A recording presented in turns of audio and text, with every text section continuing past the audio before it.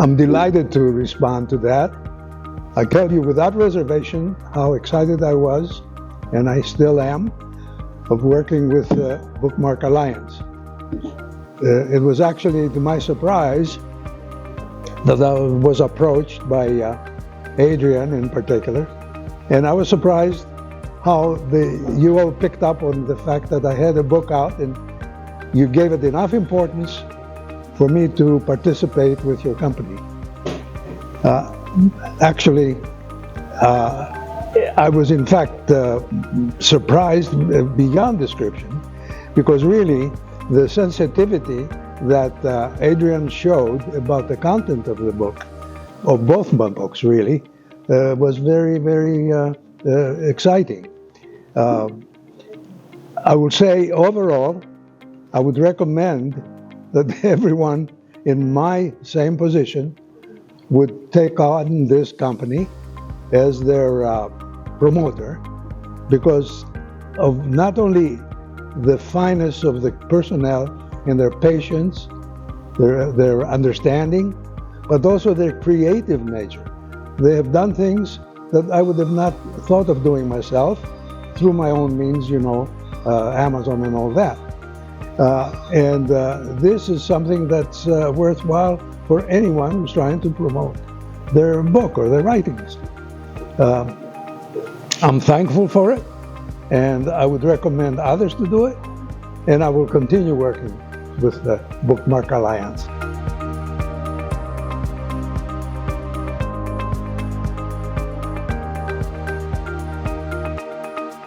Yes, I wrote the book not by my own volition, let's say. It was more on the insistence of other folks. They felt that what experience I went through was worthy to be written about. As far as I am concerned, much like other folks who've gone through difficulties like this, such as veterans from the wars, they're reluctant to talk about things. And in fact, they more often prefer to forget. And that was my case. But I gave it a lot of thought and consideration about what others said. And I said, well, I should write it perhaps to be of some value to society, to have something to say that would convey an attitude in people that may be good for the future. And that was the reason, really, I wrote it.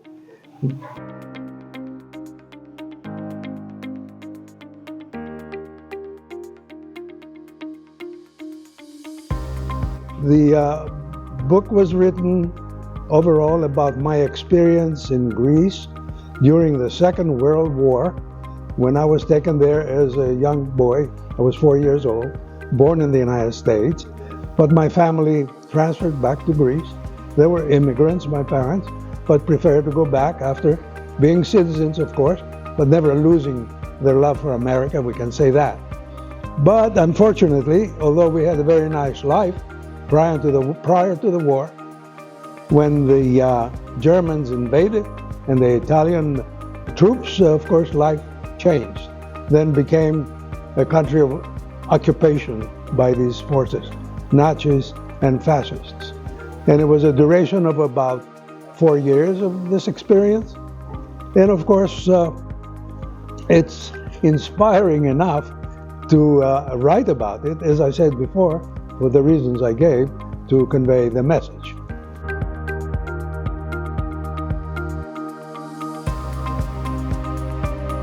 The choice of themes, or a theme, was already in place, and that was the experience of the war and the whole occupation.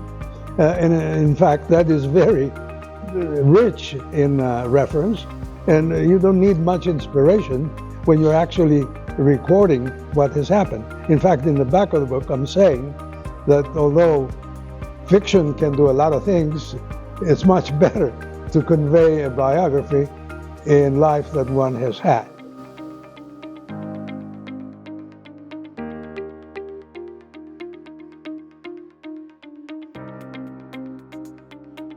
Yes, well, again, the motivation, as I explained, was the conveyance of a message, always in my heart, because I wanted to expand on that as much as possible. In fact, it brings me to another focus, shall we say, because the experience of the war is really the beginning of a sequel, because coming out of the war, I bring that experience which has affected my life, which caused me to write yet another book that I call The Seven Gates to Freedom, which is really more spiritual and conveys a message. And this one is for the betterment of the human being and the outlook of life in a positive manner rather than negative. In other words, coming out of an occupation and a war has never been positive for anyone, cannot be. But if you develop the attitude, you can convert negative to positive and make a life that's worthwhile and help others do as well.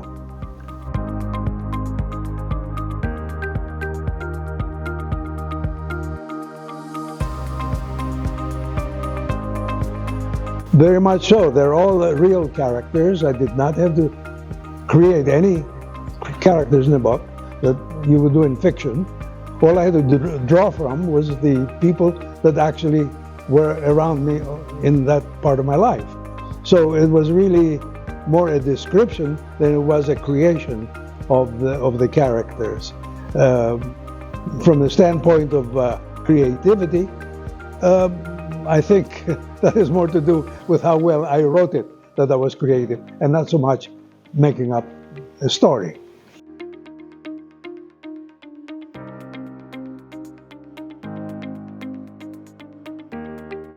Yes, I've been asked that many times before.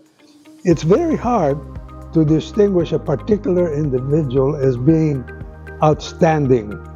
Why? Because everyone was in the same problem. So, although I may not be familiar with somebody else's problem, it was there. And they could tell a story as well as I can. So in describing the individuals, I only related what went on. And I could not single one out. Now, when pressing the point, and I've stated this before, if we like to bring out an outstanding person, would be someone like a young man. He was about 16 years old, and he went up on the Acropolis, which is the major point in Greece for history, culture, and the whole ethnic identity, where the Parthenon is. And the Nazis went and put the swastika up there. And that was really an insult to a nation. So the young man went up one, I believe it was at nighttime, and he brought that thing down, and he abused it. But he had to pay the price because they later arrested him and tortured him and had him for execution, except for the interference from other sources, including, I believe, the Vatican, to spare his life. But he remained ill all his life because of that. Another one could think of a relative who was forced to go to Germany in forced labor, and he worked in the factories, and then they extracted him from the workplace, took him into a hospital, and extracted a part of his body to do their experiments. Now, this kind of thing, of course, stands out in one's mind. And we can say they're heroes, yes, but everyone else was a hero in so many other circumstances. So I cannot single out anyone in particular.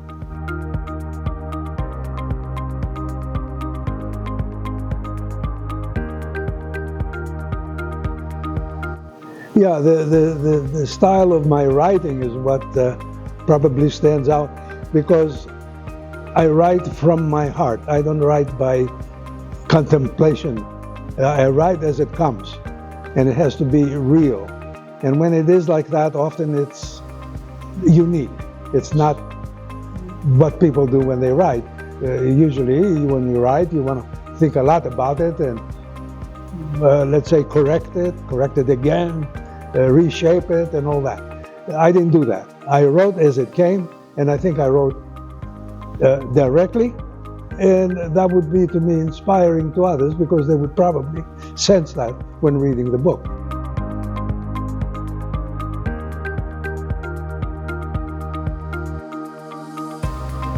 Yes. If you notice, I say, what's in a life? I did not say what's in my life, even though it's a biography, right? Why? Because, as I say, it affected everyone. And therefore, the title has to be generic. So we take what's in a life, what's in anybody's life. It happens to be my case. That's why I put that title as it is, What's in a Life.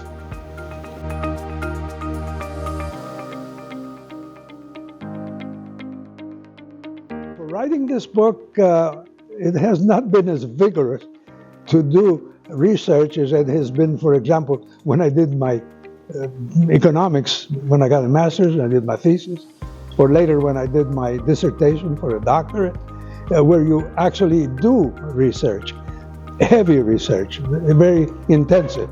But in this case, the research was my memory. And I was surprised, having written the book at the age of 90, I was surprised myself how much researched in my memory of those days. Amazing, really, to the degree that I would not only visualize it, I would feel it, I would live it, I would smell it, actually, because things came alive. And that's a good reason also to remind you why I said people, after a battle or something, they don't want to relate these things because they're upsetting, you know. So the research was really researching my memory.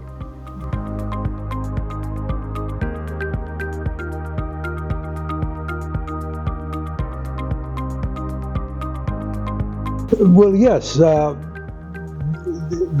ability to maintain a threshold of humanity. When you go through situations like this, where every day, every instance, you hear of crime, you hear of death, you hear of destruction, pretty soon the natural way for a human being is to adapt. They cannot outlive it unless they adapt. So pretty soon, you become accustomed to what you see around you and what you experience. And I call that the threshold of tolerance. And in order to tolerate that, you need to lower your threshold to be able to absorb it all. And when you do that, you lose a lot of civility. Civilization gets set aside, and what comes in is brutality. And it's acceptable because everybody tends to go the same way, and it becomes a way of life. And I hope that we do not see this in America, ever. So actually, this is what I like to convey in the book. Avoid it.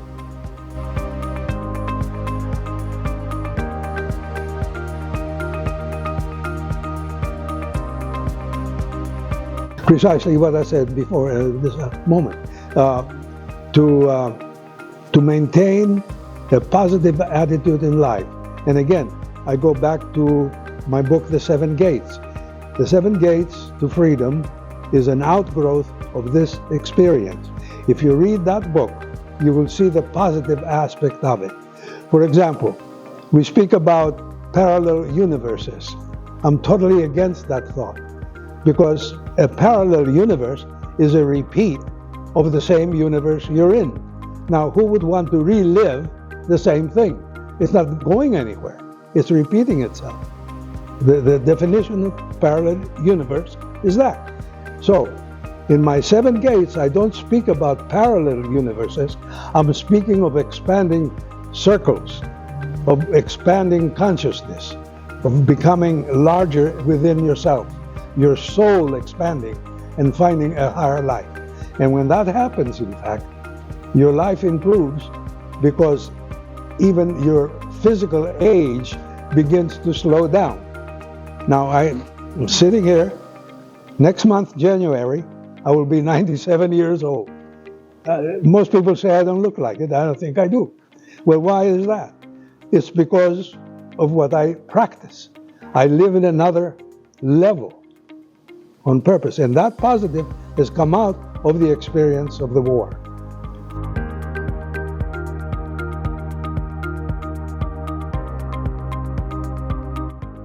People ask me that, and the patent answer I give, even doctors, MDs ask me, I say to them, depends where you live and what's your reason, and I don't mean your home address. And the perception of the expansion of life, this we forget too often on earth, because we calculate everything from our center of life.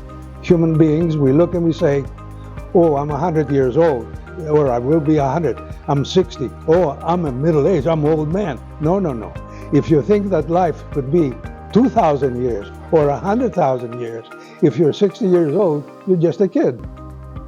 And as long as you believe that and you live it, you will find it to develop in your physical life. And here's the evidence.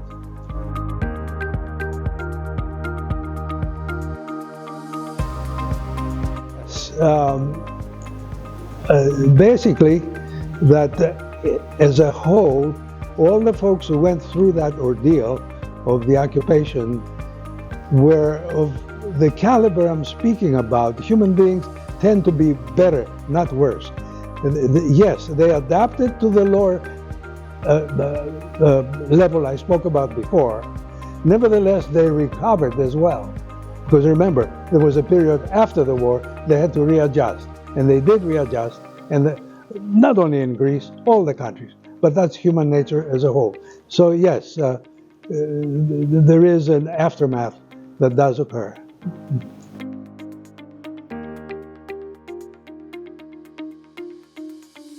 Well, in the same way I just described, that when you read the book, and please do, and I'm not trying to sell the book, I'm trying to push the ideas, if I could. That's the main thing in my mind. It's not, the selling, that's secondary. If the ideas catch hold as a society, as a whole, let's say America, and we all start thinking in positive terms, there will be no need for the negative occurrences that happen, because we will be empathetic about others' lives. We'll understand, because we'll understand ourselves. It begins with knowing yourself first, and projecting and being able to understand somebody else's needs, and you fulfill your mission by adjusting yourself to that need. And if society does it as a whole, you have a civilized society. And this is what civilization is. It's the laying on of layers of learning through the history that we come to where we are today. We have learned from the past. We should never forget it, never destroy the past. That's a very bad mistake. We have to draw from the past the best and use it for the best in the future. Destroy the bad, of course.